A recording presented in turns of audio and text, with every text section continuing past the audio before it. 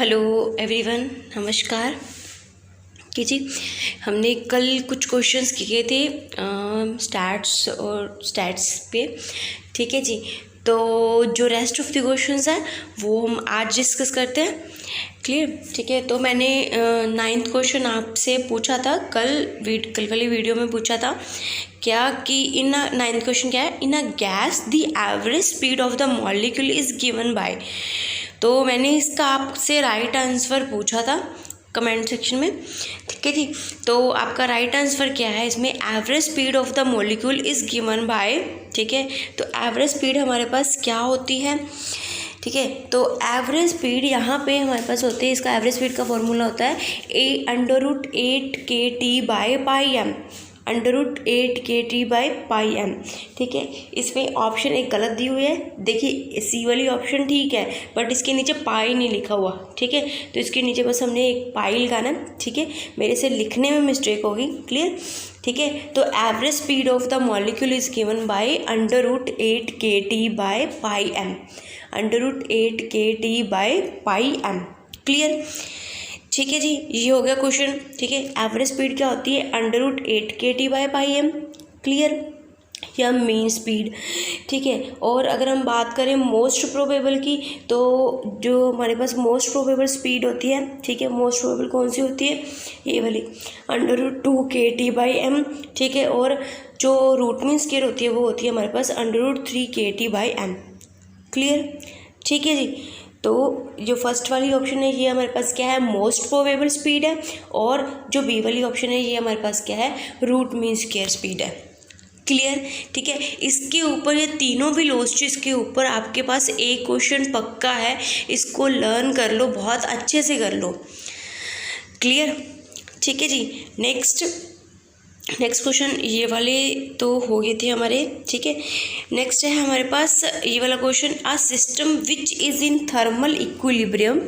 देखिए ध्यान से देखिए क्वेश्चन, जो मैंने ये क्वेश्चंस करवाए हैं इनके ऊपर बहुत ही मेहनत लगी है, सच में मानिए बहुत मेहनत लगी है। मैंने बहुत सारी 3 से 4 बुक्स और नेट से ये क्वेश्चंस आपके लिए ही फाइंड आउट किए हैं, ठीक है, ताकि आपका मैक्सिमम से मैक्सिमम सिलेबस कवर हो सके।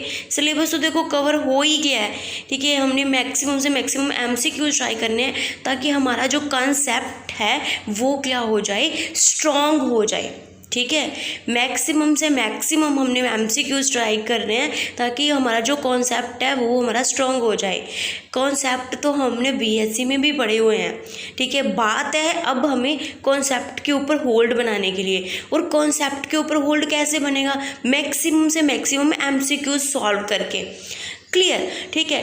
तो आपसे एक ही गुजारिश है, ठीक है, कि आपके लिए अब मैं इस आपके लिए इतनी मेहनत कर रही हूँ तो आपके लिए 1 लाइक या कम से कम 3 शेयर तो बनते ही हैं, ठीक है जी।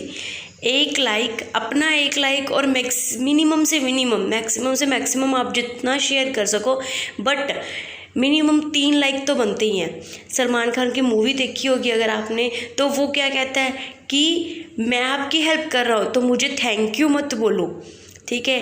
तो क्या करो, मिनिमम से मिनिमम मेरे को एक थैंक यू बोलने की बजाय ना कि आप 3 लोगों को ये और हेल्प करो अपनी तरफ से, ठीक है। और उनको भी बोलना है, ठीक है, और उनको भी बोलना है कि आपने आगे उन 3 लोगों को बोलना है कि आपने 3 लोगों की हेल्प करनी है। ऐसा ही था ना कुछ मूवी में, सलमान खान की मूवी है, मेरे को नाम नहीं याद आ रहा है ना। तो आपके लिए अगर कुछ एफर्ट करा है, आपको शायद लगता होगा कि ये बहुत आसान है, ऐसे करना पढ़ाना बहुत आसान है, ठीक है, बट नहीं, अगर आप खुद करके देखोगे ना तो आपको मालूम होगा कि ये इतना आसान नहीं है। और जो कंटेंट है देखो वो तो बुक में से निकाल लिया, ठीक है, सीधा बुक में से मिल गया, बट जो MCQs हैं वो आपको भी पता है, फिज़िक्स की कोई भी बुक एक परफेक्ट नहीं है जिसमें हमारे पास मास्टर कैडर का सारा सिलेबस एज इट इज़ ही पढ़ा हो और वो बिल्कुल करेक्ट हो। आती है कुछ बुक्स मार्केट में, नो डाउट, ठीक है, बट उनमें जो मटेरियल है और उनमें कुछ बहुत सारी मिस्टेक्स भी हैं, मैं आपको बता नहीं सकती, ठीक है।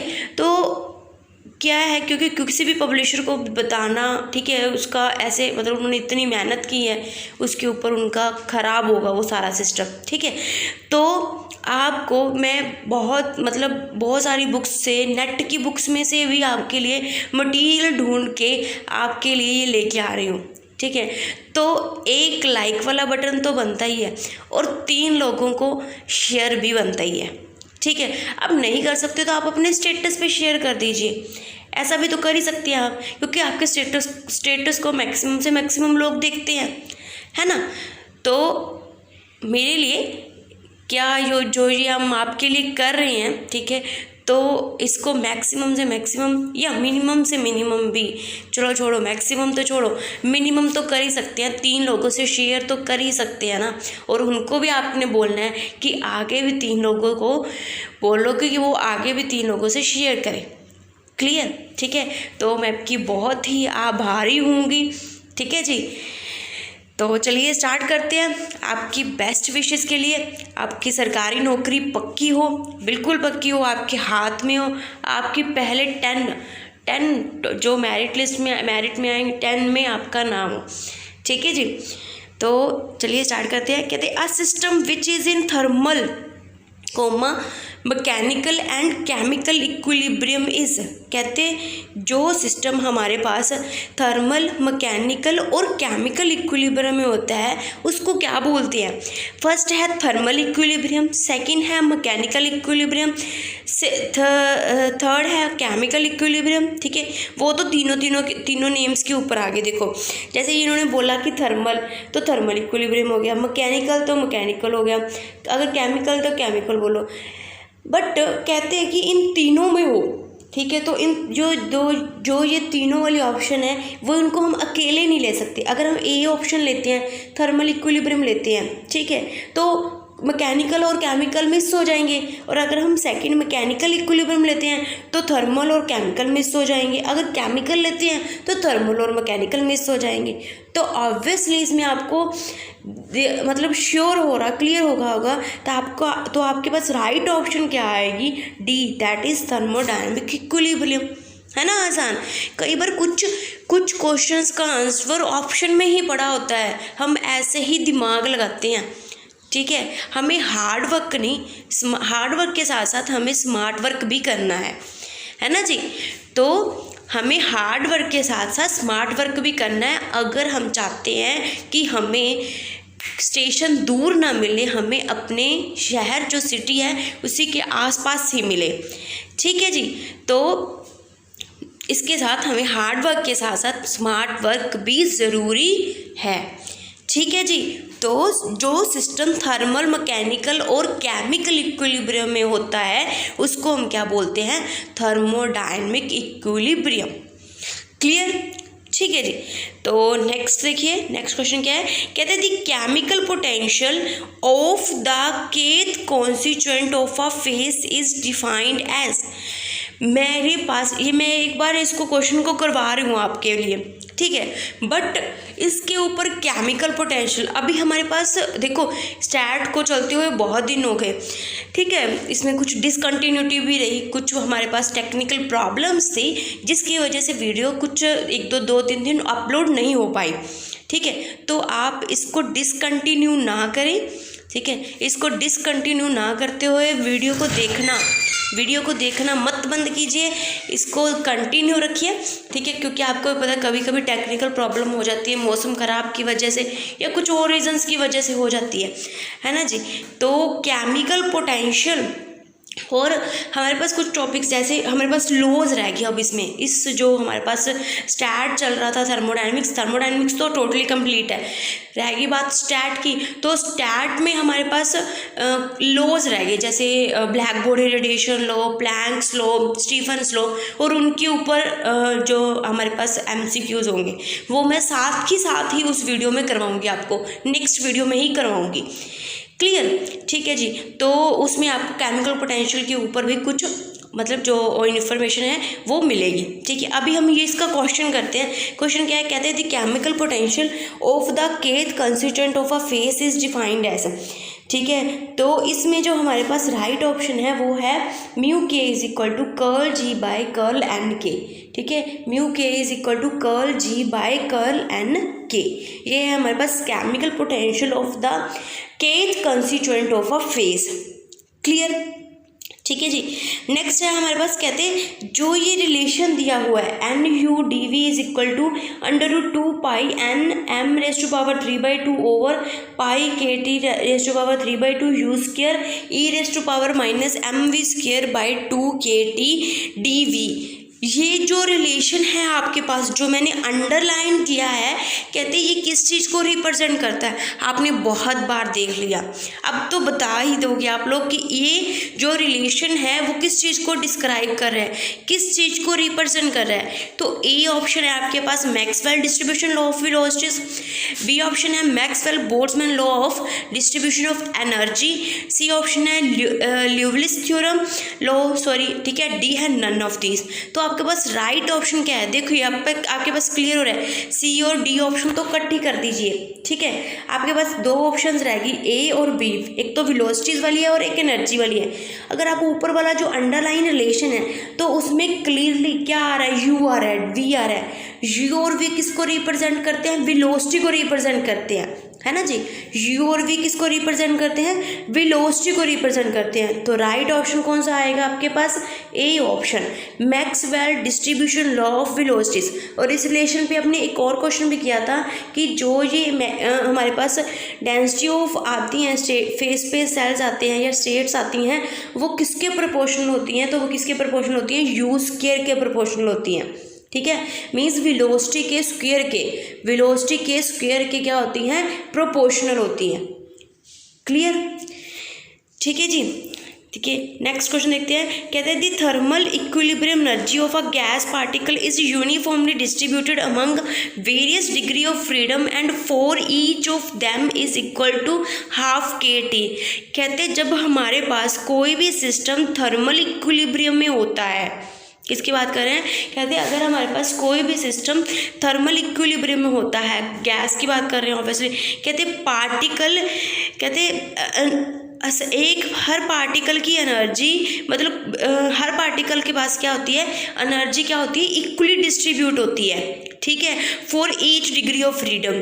ठीक है, for each degree of freedom, her degree of freedom के लिए, पार्टिकल के हर डिग्री ऑफ फ्रीडम के लिए उनके पास इक्वली एनर्जी डिस्ट्रीब्यूट होती है, और वो कितनी होती है, हाफ के टी। ठीक है, तो इसको, ये कौन सी थ्योरम है, ये कौन सी थ्योरम है, ये पूछ रहे हैं। ठीक है, तो ए ऑप्शन है law of equipartition of energy, law of equipartition of velocity, law of equipartition of molecule, D option है नन ऑफ दीज।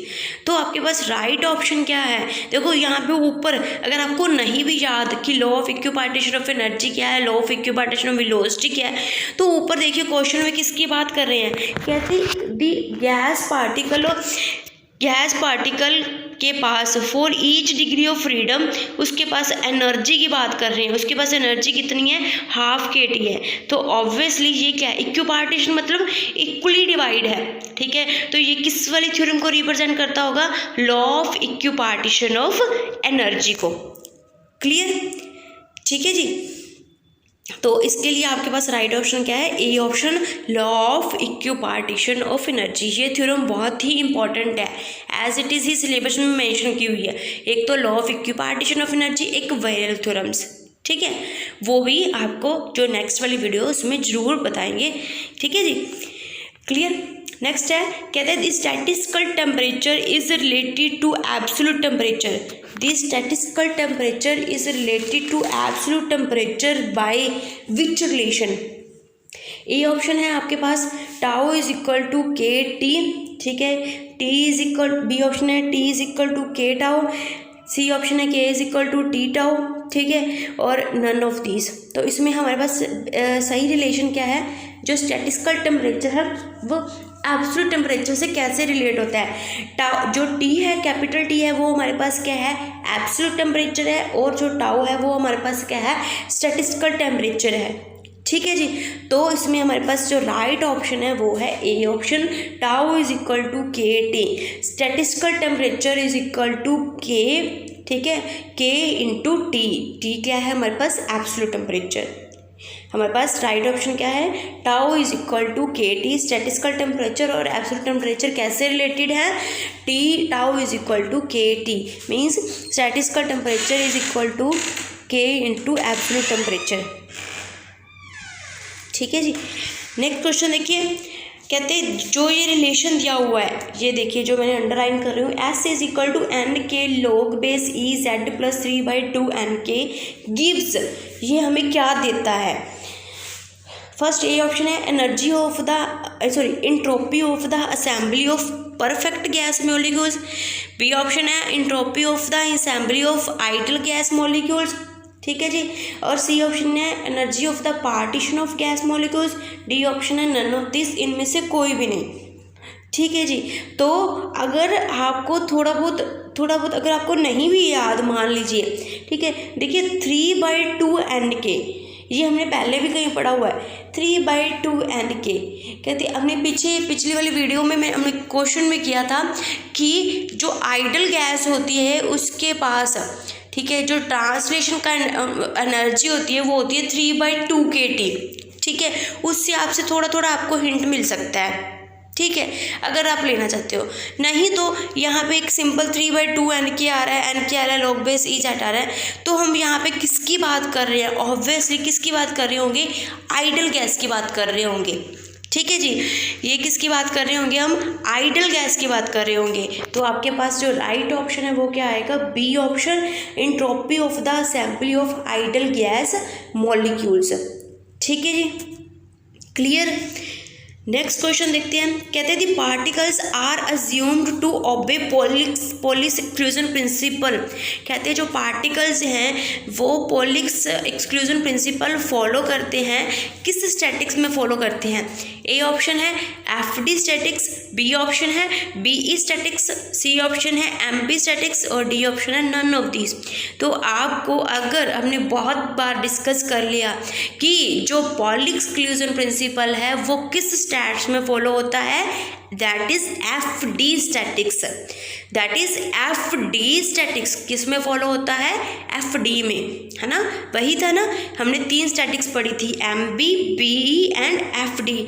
तो पॉलिश एक्सक्लूजन प्रिंसिपल क्या होता है कि हमारे पास एक सेल में एक ही पार्टिकल आएगा, एक से ज़्यादा पार्टिकल्स नहीं आ सकते। तो वो कौन सी स्टैटिक्स है हमारे पास? That is FD statistics. Clear. तो ए ऑप्शन आपके पास क्या है? राइट ऑप्शन है। नेक्स्ट क्वेश्चन देखते हैं। कहते हैं in FD statistics the particles are called fermions. In case of Bose Einstein statistics the particles are called. कहते हैं एफडी स्टैटिक्स में जो पार्टिकल्स होते हैं, जो पार्टिकल्स, क्या बात कर रहे हैं, जो पार्टिकल्स एफडी स्टैटिक्स को फॉलो करते हैं, ओबे करते हैं, उन पार्टिकल्स को हम क्या बोलते हैं? फर्मियोन्स बोलते हैं। और जो बोस-आइंस्टाइन स्टैटिक्स को फॉलो करते हैं या उसके अंडर आते हैं, उनको क्या बोलते हैं? क्या बोलते हैं भाई? बोसोन्स। क्या बोलते हैं? बोसोन्स। ठीक है, तो आपके पास राइट ऑप्शन क्या आएगा? C option. राइट ऑप्शन क्या आएगा? C option. देखिए नेम से ही क्लियर है, एफडी मतलब एफ स्टैंड्स फॉर फर्मियोन्स। ठीक है, स्टैंड नहीं बोल सकते, उनका एफ का मतलब फर्मी होता है। ठीक है, मैं आपको एक लर्न करने के लिए बता रही हूँ। एफ से लेंगे हम याद करेंगे फर्मियोन्स, और बी से बोस से याद करेंगे हमारे पास बोसोन्स। और बोस-आइंस्टाइन स्टैटिक्स हमारे ही एक Indian scientist doctor Satyendranath Bose ने दी थी। वो ये हमारे लिए बहुत ही गर्व की बात है। ठीक है, बट उनके पास तब उनके लिए एक और भी एक मतलब गलत हुआ था। तब क्या था, अंग्रेज लोग हमारे पे रूल करते थे। ठीक है, तो उनकी जो उन्होंने जो ये वाली स्टैटिक्स दी, यूनिवर्सिटी में दी, उसको लिया नहीं गया, उसको एक्सेप्ट ही नहीं किया गया, क्योंकि तब जो इंडियंस लोग थे उनको नीचा मानते थे। वो सोचते थे मतलब वो कुछ नहीं कर सकते। ठीक है, तो जो डॉक्टर सत्येंद्रनाथ बोस वाली जो लेटर थी, फिर वो आइंस्टाइन सर ने ले ली। ठीक है, तो आइंस्टाइन सर ने उसमें थोड़ी सी मॉडिफिकेशन करके उसको पब्लिश कर दिया। तो जो ये स्टैटिक्स है इसको बोस-आइंस्टाइन स्टैटिक्स बोलते हैं। ठीक है जी, तो इसको क्या बोलते हैं?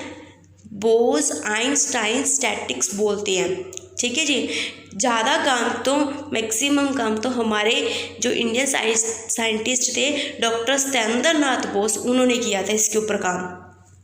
क्लियर, ठीक है जी। चलिए आगे चलते हैं। Photons, phonons, helium nuclei and mesons are treated with the help of, कहते फोटॉन्स, फोनोन्स और हीलियम न्यूक्लियाई एंड मिसोन्स किस स्टैट से उनको ट्रीट किया जा सकता है? ए ऑप्शन है बी स्टैटिक्स, बी ऑप्शन है एफडी स्टैटिक्स, सी ऑप्शन है एमबी स्टैटिक्स, डी है नन ऑफ दीज। देखिए फोटॉन्स, फोनोन्स, हीलियम न्यूक्लियाई और मिसोन्स, इनका जो स्पिन होता है वो हमारे पास क्या होता है? इंटेग्रल स्पिन होता है।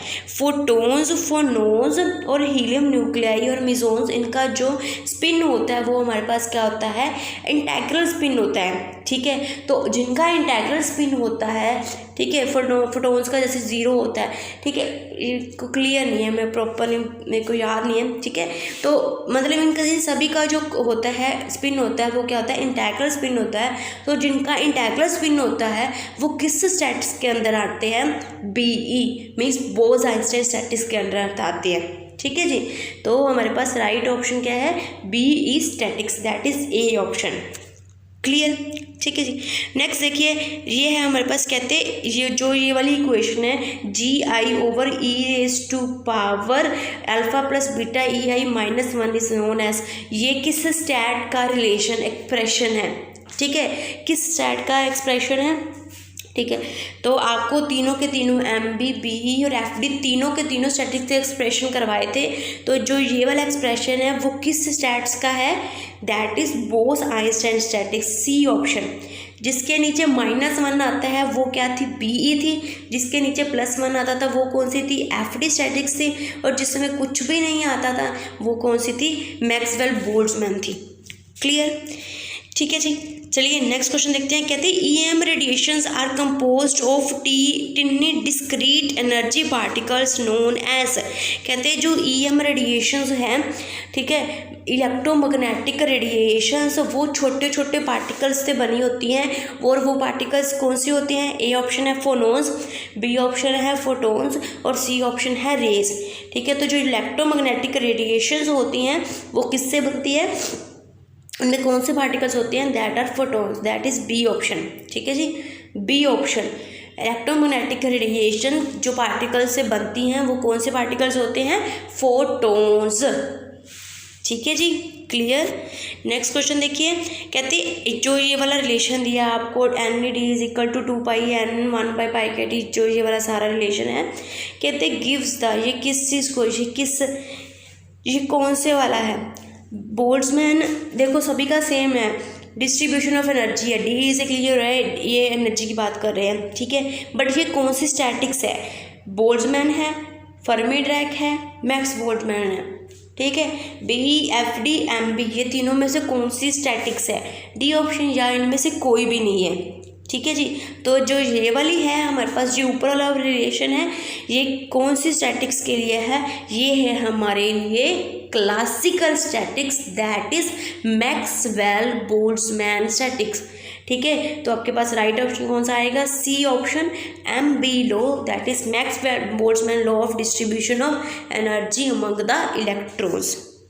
क्लियर, ठीक है जी। नेक्स्ट क्वेश्चन देखते हैं, आगे चलते हैं। कहते हैं the energy values up to which all energy states are full at 0 kelvin and above which all energy states are empty. कहते वो एनर्जी जिस पर up to which all energy states are full, वो एनर्जी जहाँ पे 0 kelvin पे सभी की सभी स्टेट्स क्या होती है? एनर्जी स्टेट्स क्या होती हैं? फुल होती हैं। ठीक है, 0 केल्विन तक तो सभी एनर्जी स्टेट्स क्या होती हैं? फुल होती हैं। एंड अबव विच, ठीक है, और उस एनर्जी से ऊपर all energy states are empty, और उस एनर्जी स्टेट से क्या होती हैं? एम्प्टी होती हैं। कहते ये मान लो ये एनर्जी है जिसकी बात कर रहे हैं, कोई भी है, ठीक है, एक्स, कोई भी एनर्जी है, एक्सी कोई भी एनर्जी है। ठीक है, कहते हैं इसके 0 केल्विन टेम्परेचर पे इसके ऊपर जो नीचे वाली यहाँ पे सभी स्टेट्स हैं वो तो क्या होती हैं? फुल होती हैं। ठीक है। बट जो इसके ऊपर वाली हैं, ये वाली एनर्जी के जो ऊपर वाली सभी एनर्जी स्टेट्स होती हैं वो क्या होती हैं, एम्प्टी होती हैं। क्या होती हैं, खाली होती हैं। तो उनको क्या बोलते हैं, तो उनको क्या बोलते हैं, वो बोलते हैं, वो कौन सी एनर्जी होती है, ठीक है, जिस पे सभी की सभी जो नीचे वाली स्टेट्स हैं वो तो क्या होती हैं, फुल होती हैं, और उससे ऊपर वाली क्या होती हैं, एम्प्टी होती हैं। तो वो कौन सी एनर्जी होती है, दैट इज़ फर्मी एनर्जी। ये हमने कल वाली वीडियो में डिस्कस किया था और मैंने रिलेशन भी करवाए थे फर्मी एनर्जी पर, है ना, ठीक है। तो जो ये एनर्जी होती है इसको क्या बोलते हैं, Fermi energy, that is C option. Clear, ठीक है जी। नेक्स्ट क्वेश्चन देखिए, ये वाले दोनों क्वेश्चन हमने कंपेयर करके करने हैं। कहते हैं liquid helium above 2.19 kelvin which behaves in a normal way is called. और जो सेकंड क्वेश्चन है वो है, कहते हैं लिक्विड हीलियम बिलो, यहाँ पे अबव मतलब 2.19 के जो टेम्परेचर है इसके अबव लिक्विड हीलियम जो बिहेव करती है उसको क्या बोलते हैं, और 2.19 के नीचे जो लिक्विड हीलियम बिहेव करती है उसको क्या बोलते हैं, ठीक है जी। तो क्या बोलते हैं, देखिए जो 2.19 के वाला टेम्परेचर है इसके अबव जो बिहेव करती है उसको बोलते हैं लिक्विड हीलियम 1, और जो बिलो बिहेव करती है उसको बोलते हैं लिक्विड हीलियम 2, ठीक है जी। ये वाले जो क्वेश्चन हैं ये हमारे पास जो टॉपिक था लिक्विफिकेशन ऑफ हीलियम गैस उसमें से लिए गए हैं, ठीक है जी। तो जो लिक्विड हीलियम 2.19 के ऊपर होगा उसको क्या कहेंगे, 1, और जो 2.19 के बिलो होगा उसको क्या बोलेंगे, सेकंड, ठीक है जी। लिक्विड हीलियम अबव 2.19 के को क्या बोलेंगे, 1, लिक्विड हीलियम 1, और बिलो को क्या बोलेंगे, सेकंड। क्लियर, ठीक है, आसान है। ऊपर 2.19 के ऊपर वाले टेम्परेचर पे लिक्विड हीलियम 1 और 2.19 के नीचे को क्या बोलेंगे, लिक्विड हीलियम 2, ठीक है जी। देखिए ये वाला रिलेशन जो अंडरलाइन किया हुआ है, ये वाला curl E by curl T limit T approaches to 0 curl U by curl T is equal to 0 is called, ठीक है। तो ये कौन सा थ्योरम है, फर्स्ट ए ऑप्शन है कॉर्नट्स हीट थ्योरम, सेकंड है नर्न्स हीट थ्योरम, सी है जोल्स हीट थ्योरम, डी है नन ऑफ दीज। तो बताइए ये हमारे पास कौन सी हीट थ्योरम है, ये कौन सी हीट थ्योरम है। देखिए हमने कॉर्नट हीट थ्योरम भी की थी, जोल्स हीट थ्योरम भी की थी, बट इनमें से कोई भी नहीं है। तो ऑब्वियसली इसमें से कौन सी ऑप्शन आएगी, that is B option, Nernst's heat theorem, ठीक है जी, नर्न्स हीट थ्योरम। क्लियर, ये हमारे पास ना तो कॉर्नट हीट थ्योरम है और ना ही जोल्स हीट थ्योरम है, ये हमारे पास Nernst heat theorem. Clear, done जी। चलिए आगे चलो नेक्स्ट क्वेश्चन देखते हैं। कहते हैं the most probable velocity is proportional to, most probable velocity is proportional to, तो किसके प्रोपोर्शनल होती है भाई, तो किसके ऑप्शन में मोस्ट प्रोबेबल की वैल्यू क्या होती है, वी एम पी की वैल्यू क्या होती है, अंडर रूट 2 KT/m। तो टेम्परेचर का डिपेंडेंस देखें तो क्या आएगा, T⁻½ टेम्परेचर का, इस रिलेशन से टेम्परेचर का डिपेंडेंस देखें वेलोसिटी पर तो क्या आएगा, T⁻½ मीन्स T का अंडर रूट, ठीक है। तो कौन सा आएगा, बी ऑप्शन, ठीक है ना जी। तो कौन सा ऑप्शन सही है, बी ऑप्शन। क्लियर, ठीक है जी। नेक्स्ट क्वेश्चन देखते हैं। कहते हैं the ratio of the velocities most probable, ratio root mean square, तो कौन सा आएगा भाई। देखिए मोस्ट प्रोबेबल की वैल्यू क्या होती थी, याद है आपको, मोस्ट प्रोबेबल की वैल्यू क्या होती थी, 2KT/m under root ratio. Mean की वैल्यू क्या होती थी हमारे पास, 8KT/m ratio. Root mean square की क्या होती थी, 3KT/m, है ना जी, ठीक है। तो अब इसमें से लगाइए, देखिए कौन सा ऑप्शन आएगा, कौन सा ऑप्शन आएगा भाई, बताइए।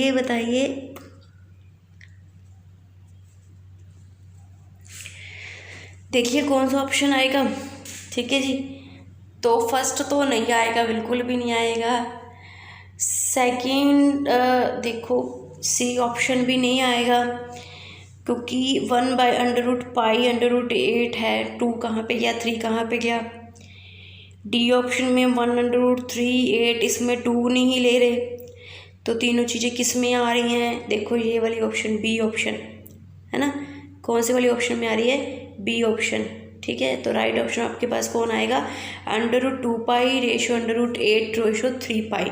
जो 8 के नीचे वाला देखो, वैसे हम निकालते तो क्या आता, √2, ठीक है, √8/π/√3, ठीक है। जो पाई वाला था इन दोनों के साथ मल्टीप्लाई हो गया, तो हमारे पास रेशो क्या आ गई, √2π/8/√3π, यही आया ना, ठीक है। तो राइट ऑप्शन आपके पास क्या आएगा, √2π, बी ऑप्शन आएगा, √2π/8/√3π, ठीक है जी, क्लियर। चलें आगे। तो नेक्स्ट क्वेश्चन देखिए, कहते हैं the mean free path is proportional to, mean free path is proportional to, mean free path किसके प्रोपोर्शनल होता है भाई, तो मीन फ्री पाथ किसके प्रोपोर्शनल होता है, सिग्मा स्क्वायर 1/σ² टी 1/σ√, तो किसके प्रोपोर्शनल होता है, mean free path. Mean free path हमारे पास प्रोपोर्शनल होता है 1/σ² के, ठीक है जी। मीन फ्री पाथ किसके प्रोपोर्शनल होता है, 1/σ² के, क्लियर। चलिए आगे जी, नेक्स्ट क्वेश्चन देखिए, कहते हैं which of the following spin is possible for fermions, fermions के लिए कौन सा स्पिन पॉसिबल होता है, बताइए कौन सा स्पिन पॉसिबल होता है, ए 9, बी 1/2, 2 3/2 6 है। अभी हम पहले बात करते हैं फर्मियोन्स की, बात करते हैं फर्मियोन्स किस स्टैटिक्स में आते हैं, एफडी स्टैटिक्स में आते हैं, ठीक है। एफडी स्टैटिक्स में हमारे पास पार्टिकल्स की स्पिन क्या होनी चाहिए, हाफ इंटेग्रल होनी चाहिए, क्या होनी चाहिए, हाफ इंटेग्रल, यही था ना। बोस आइंस्टाइन के लिए क्या होना चाहिए, इंटेग्रल, और फर्मियोन्स के लिए क्या होना चाहिए, हाफ इंटेग्रल। तो हाफ इंटेग्रल सभी हाफ इंटेग्रल किस में आ रहे हैं, किस में आ रहे हैं भाई, सी ऑप्शन में, ठीक है ना जी।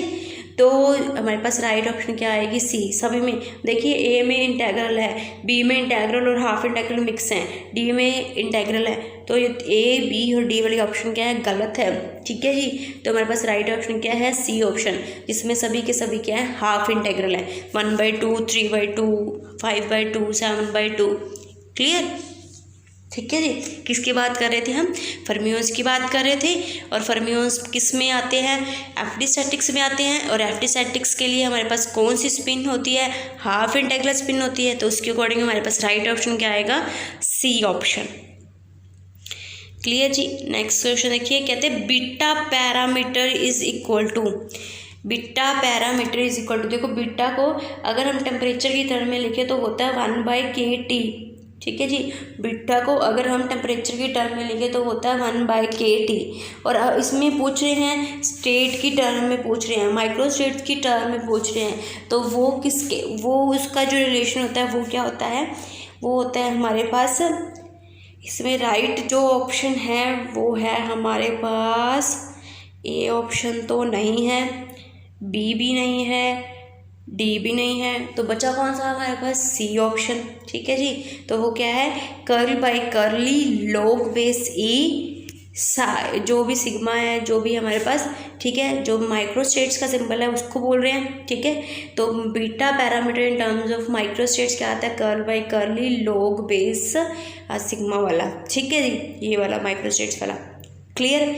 अगर टेम्परेचर की टर्म में देखें तो क्या आता है 1/kT, अगर माइक्रो स्टेट्स की टर्म में देखें तो ये वाला, क्लियर, ठीक है जी। चले आगे, नेक्स्ट क्वेश्चन देखिए, कहते हैं equation of state of Bose and Fermi gas, ठीक है।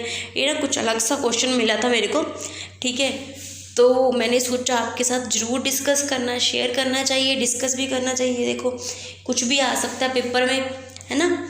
तो equation of state of Bose and Fermi gases, state of Bose and Fermi gas हमारे पास क्या है, क्या होती है, PV इज इक्वल टू, मेरे को लगता है कि आपने इससे पहले ये वाला क्वेश्चन देखा भी होगा कभी भी, ठीक है जी। तो देखिए कहाँ से ढूंढ के लाते हैं हम आपके लिए ये क्वेश्चंस, है ना। तो आपके लिए इतना तो बनता ही है कि शेयर करें, है ना जी, लाइक भी करें।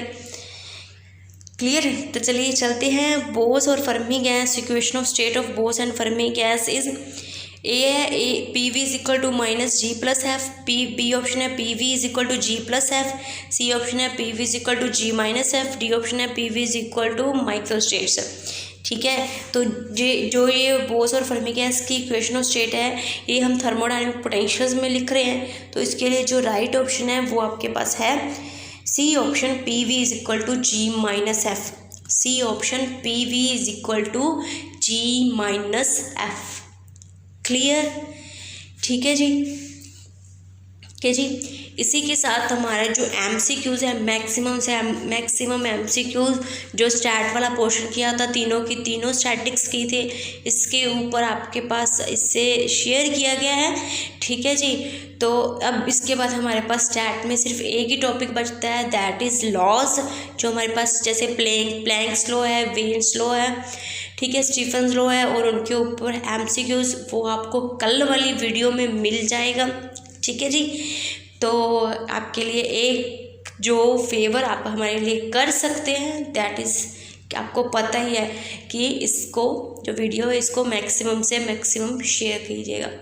ठीक है जी, थैंक यू एवरीवन।